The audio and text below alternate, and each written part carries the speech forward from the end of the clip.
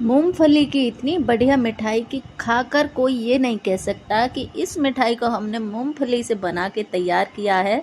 और इस मिठाई को बनाने के लिए हम बिल्कुल भी घी का इस्तेमाल नहीं करेंगे, ना ही दूध और ना ही मावे का। तो चलिए मिठाई बनाना शुरू करते हैं। तो यहाँ पे मूंगफली की मिठाई बनाने के लिए हमने लिए 300 ग्राम के करीब मूंगफली की गिरी। अब इनके ऊपर से छिलका कैसे हटाना है वो मैं आपको बताऊंगी। तो छिलका हटाने के लिए हमें इनको कम से कम 2 से 3 मिनट तक अच्छे से भूनना है, धीमी धीमी आग पे। इससे क्या होगा, मूंगफली में बहुत ही अच्छी सी खुशबू आएगी और मूंगफली जलेगी भी नहीं, और ये जो छिलका है बहुत आसानी से निकल भी जाएगा। तो आप देख पा रहे होंगे छिलका बहुत आसानी से निकल रहा है, तो इससे ज़्यादा इसको नहीं भूनेंगे। मूंगफली की गिरी को हमने एक बर्तन में निकाल लिया है। अब इसका छिलका कैसे हटाना है वो भी मैं आपको बताऊंगी। तो यहाँ पे सबसे पहले छिलका हटाने के लिए हमें मूंगफली की जो गिरी है इनको ठंडा कर लेना है, ताकि हाथ हमारे जले ना। इसके बाद में दोनों हाथों के बीच में इस तरीके से रगड़ते हुए इसका छिलका बहुत आसानी से अलग हो जाएगा। इसी तरीके से मसलते हुए मूंगफली का छिलका हमें हटा देना है। तो देखिए अच्छे से बहुत आसानी से छिलका मैंने हटा दिया है, और इसके बाद में मूंगफली को साफ़ भी कर लिया है मैंने। और अब लिया है मिक्सी का जार, तो सारी गिरी हम मिक्सी के जार में डाल देंगे। तो यहाँ पे ढक्कन लगा करके इसका हम बारीक सा पाउडर बना के तैयार कर लेंगे। तो यहाँ पे दोस्तों हमने इसको ग्राइंड कर लिया अच्छे से। अब मैं आपको दिखाती हूँ कि देखिए ये एकदम बारीक होना चाहिए, और मूंगफली में ना थोड़ा ऑयल होता है तो ये अच्छे से पिस नहीं पाती हैं। थोड़ा आप रोक रोक कर मिक्सी को चलाइए, उससे बहुत ही अच्छा सा पाउडर बनेगा। तो यहाँ पे छलनी की सहायता से अब हम इसको छान लेंगे। इससे क्या होगा, जो मोटे रेसे होंगे ये अलग हो जाएंगे। अगर हम ऐसे ही डाल देंगे तो मिठाई बिल्कुल भी अच्छी नहीं बनेगी, क्योंकि कहीं कहीं ये मोटे मोटे जो रेसे होते हैं ये आ जाते हैं। तो ऐसा आपको बिल्कुल भी नहीं करना है, इसे छान लेना है। तो छान करके मैंने वापस से कढ़ाई में इसको डाल दिया है। डालने के बाद में अब हम इसे 2 से 3 मिनट तक अच्छे से भून लेंगे। तो यहाँ पे इसे ऐसे ही भूनना है, बिल्कुल भी घी का उपयोग नहीं करना, क्योंकि मूंगफली में खुद ही ऑयल होता है। तो यहाँ पे लगभग 2 से 3 मिनट तक अच्छे से इसको भून लिया है। बहुत ही अच्छी सी खुशबू भी आने लगी है इसमें से। तो इसके बाद में हम इसको निकाल लेंगे, और वापस से कढ़ाई में हमने डाली है 1 कटोरी चीनी। चीनी के साथ में अब हम डालेंगे आधा कटोरी के करीब इसमें पानी। पानी डालने के बाद में इसको अच्छे से चलाएंगे। चलाते हुए इसकी हमें चाशनी बना के तैयार।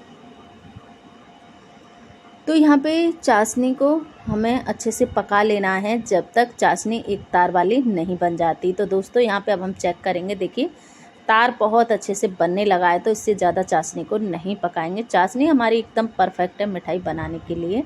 तो अब हम इसमें जो मूंगफली का पाउडर हमने बना के रखा है उसे हम इसी समय इसमें डाल देंगे, और डालने के बाद में इसे अच्छे से मिक्स करेंगे। तो यहाँ पे आप देख पा रहे होंगे कि बहुत अच्छे से ये मिक्स हो रहा है। इसमें गुठलियाँ बिल्कुल भी नहीं पड़ती, क्योंकि मूंगफली में ऑयल होता है तो गुठलियाँ पड़ने के कोई चांस नहीं होते हैं। तो यहाँ पे अच्छे से इसे मिक्स कर लेना है। तो यहाँ पे दोस्तों मैंने मूंगफली को चाशनी के साथ में बहुत अच्छे से मिक्स कर लिया है। इसके बाद में हम इसमें ऐड करेंगे मिल्क पाउडर। अगर आपके पास मिल्क पाउडर है तो आप ज़रूर से डालिएगा, अगर नहीं है तो आप आधा कटोरी दूध भी इसमें डाल सकते हैं। तो यहाँ पे लगभग 3 से 4 चम्मच के करीब मैंने मिल्क पाउडर ऐड किया है। तो ये खाने वाली चम्मच जो होती है ना, उससे मैंने डाला है। डालने के बाद में अच्छे से हम इसको मिक्स कर देंगे। तो यहाँ पे मिल्क पाउडर को मैंने अच्छे से मिक्स कर लिया है, और बहुत ही गाढ़ा हमारा ये बर्फ़ी का मिश्रण हो गया है। चलाते हुए इसे एकदम धीमी धीमी आग पे हमने पकाया था। इसके बाद में हम इसमें ऐड करेंगे 1 चम्मच घी। घी आप डालना चाहें तो डाल सकते हैं, या फिर आप इसे स्किप भी कर सकते हैं, लेकिन मैंने 1 चम्मच घी का इस्तेमाल किया। इससे क्या होगा, मिठाई में बहुत ही अच्छी सी खुशबू आएगी। तो यहाँ पे अब हम गैस को बंद कर देंगे और घी को अच्छे से मिक्स करेंगे। अब इसके बाद हम कढ़ाई को नीचे उतारेंगे। इससे ज़्यादा इसको हम बिल्कुल भी नहीं पकाएंगे। तो इधर मैंने एक थाली पहले से ही ग्रीस करके रखी हुई है। आप कोई भी बर्तन ले सकते हैं मिठाई बनाने के लिए, या फिर आप मिठाई वाली ट्रे भी ले सकते हैं। जो बर्तन आप लेना चाहें वो आप ले लीजिए। तो यहाँ पे मिठाई का जो मिश्रण है वो मैं सारा डाल दूँगी प्लेट के अंदर, और डालने के बाद में इसे मैं फैला दूँगी। आप जिस पीस में मिठाई बनाना चाहें, मोटे या पतले, जो पीस आपको पसंद हो उस हिसाब से आप इसको सेट कर सकते हैं। तो यहाँ पे मैंने थोड़े पतले पीसों में मिठाई को बनाया था, तो मैंने इसको थोड़ा ज़्यादा फैला दिया प्लेट में इस तरीके से। तो यहाँ पे अच्छे से इसे सेट कर लेना है ताकि मिठाई के जो पीस हैं हमारे इक्वल बने वो।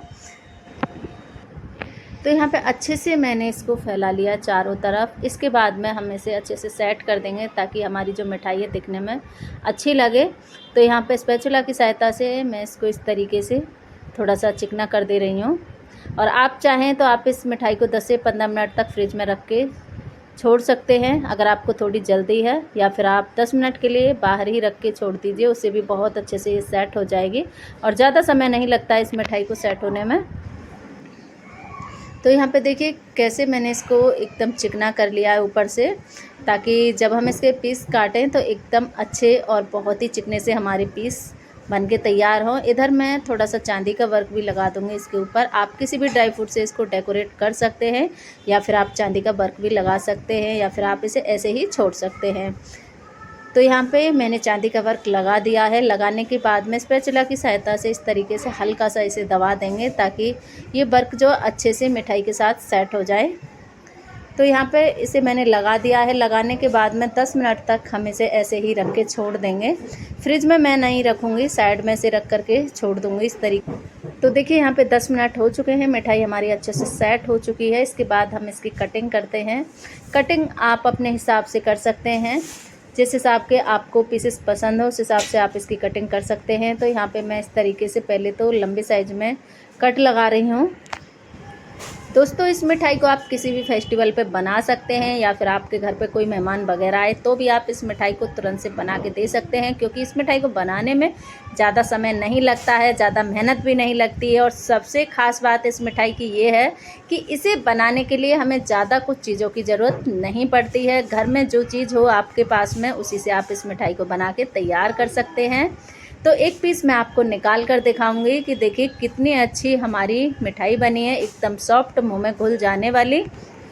दोस्तों जब आप इस मिठाई को खाओगे ना तो आप कह नहीं सकते हो कि इस मिठाई को हमने मूंगफली से बना के तैयार किया है, क्योंकि इसमें बहुत ही अच्छा सा टेस्ट आएगा और मूंगफली का फ्लेवर जो बिल्कुल भी नहीं आता है। एकदम हलवाई स्टाइल में हमारी ये मिठाई बन के तैयार हुई है। तो फटाफट से अब मैं सर्व कर लेती हूँ। तो यहाँ पे हमारी काजू कतली बनके तैयार हो चुकी है। तो चलिए दोस्तों फिर मिलते हुए एक नई रेसिपी के साथ।